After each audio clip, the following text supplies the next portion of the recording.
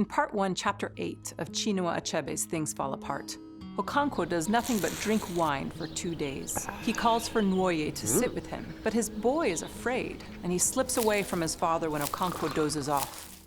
But Okonkwo still can't escape the thoughts of Ikemefuna. Ezinma brings food to Okonkwo and sits with him while he eats. He hasn't eaten in 2 days. As he looks at his 10-year-old daughter, Okonkwo wishes that Ezinma were a boy. Okonkwo visits his friend Oberika and tells him he's worried about Nwoye, adding that his children do not resemble him.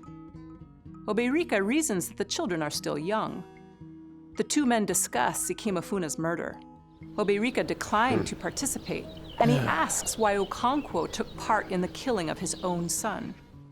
The two of them are informed of the death of some elderly people in the clan. Okonkwo soon feels better and believes his problem is an unoccupied mind. Later, Okonkwo returns to Oberika's compound, where a ceremony is taking place to set the bride price for Oberika's daughter. The bride price is the amount of money a family will pay to obtain Oberika's daughter as a bride for their son. During this betrothal ceremony, the men drink wine and negotiate the price using broomsticks to symbolize their offers and counteroffers. When the negotiations are over, Okonkwo and the others discuss customs of other clans that they consider outlandish. They laugh at the stories of white men, beings with skin white as chalk, who walk on feet with no toes, referring to their shoes. The men doubt the existence of these beings. They've heard of them, but have never actually seen them. One jokingly compares white men to lepers, because the Igbo term for leprosy translates to white skin.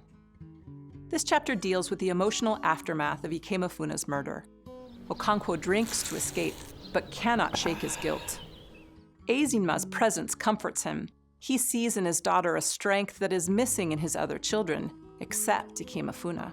This disturbing realization reawakens his guilt. Okonkwo's connection with Nwoye is clearly broken.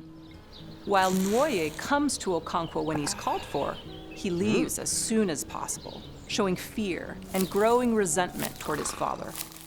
Oberika seems an unlikely companion for Okonkwo.